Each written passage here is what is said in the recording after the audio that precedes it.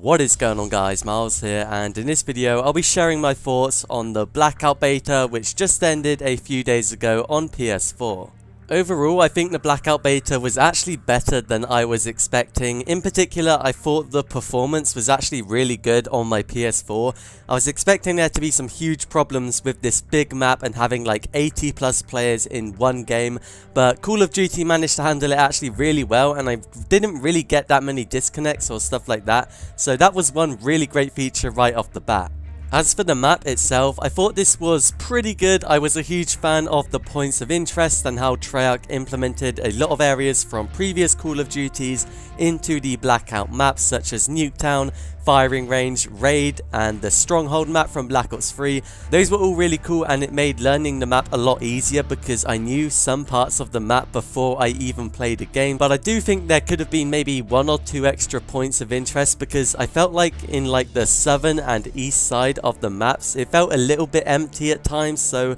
I would have liked to see a few extra points of interest in some of those emptier areas in the southern and east side to give them a bit more liveliness, and also it should make the early game a little less chaotic as well, since less people will be dropping in the same places. As for the size of the map, I did feel like it was fairly small, but to be honest, I'm not even sure if that's a bad thing, because having a smaller map will make the game more fast-paced, and from a Call of Duty Battle Royale, fast-paced is exactly what I'm expecting, so to be honest, it's not really even a bad thing. Moving on to the weapons, when Wunderhaar said there wouldn't be any tier system for weapons in the game, I was a little bit worried, because I thought that maybe all the weapons would kind of feel the same in the game, despite Treyarch not having a specific tier list in the game, and I thought like the weapon variety was actually pretty good. I was a big fan of the Rampart 17, the KN, as well as the ABR. Maybe SMGs did feel a little bit weak against armored opponents, but I'm not even sure if SMGs needed a buff, because at the same time they did laser people who didn't have armor, so maybe they already have their spot in the game. Speaking of armor, I believe this was probably one of my least favorite features of the entire Blackout game. And despite Treyarch nerfing armor multiple times throughout the beta, I kind of think it's just fundamentally flawed in how it works, because I feel the time to kill without armor is a little bit too low, but the time to kill with armor is a bit too high because of how much damage it absorbs. And the big problem with armor is how scarce it is. It's very easy to get in the early game, but in the mid to late game, finding armor is very difficult, and this encourages people to kind of camp around to preserve their armor so they don't lose it in a gunfight in the early stages of the game, and so they can fight people who don't have armor in the very late game to bring home a win. And I feel like this method doesn't really fit the style you'd expect from a CoD Battle Royale game, since it encourages people to kind of just sit around until there's only a few people left in the game.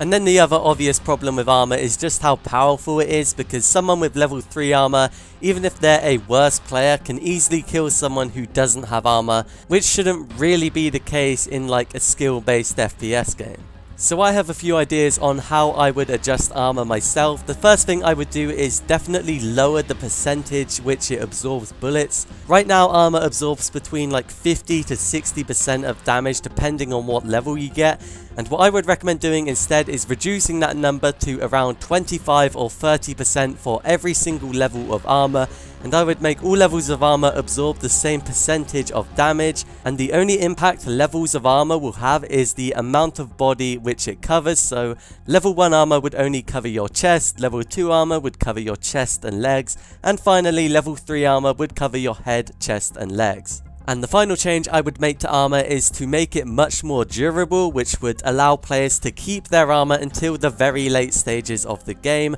rather than losing it after one single gunfight and then having to go without armor for the rest of the game. So they were the main points I wanted to cover in this video, but there were some smaller things which I wanted to mention as well. The first one is the addition of zombies into Battle Royale, which I think is an amazing change. Really happy Treyarch added those into the game, and they added some cool weapons alongside them, such as the ray gun and that LMG, I forget the name of exactly. Really cool feature and pretty creative as well. As for a few features which I'm not so much a fan of, the first one is some of the equipment in the game. I think in particular the 9-bang as well as the cluster grenade are a little bit overpowered in my opinion, but I still feel like they should have a place in the game because having powerful equipment is a good thing, but I feel like these are just a little bit too OP for my liking. Another thing is team damage, which I feel like is just kind of pointless in the game. I don't really see the upside of having team damage in Blackout, and the only time it's affected me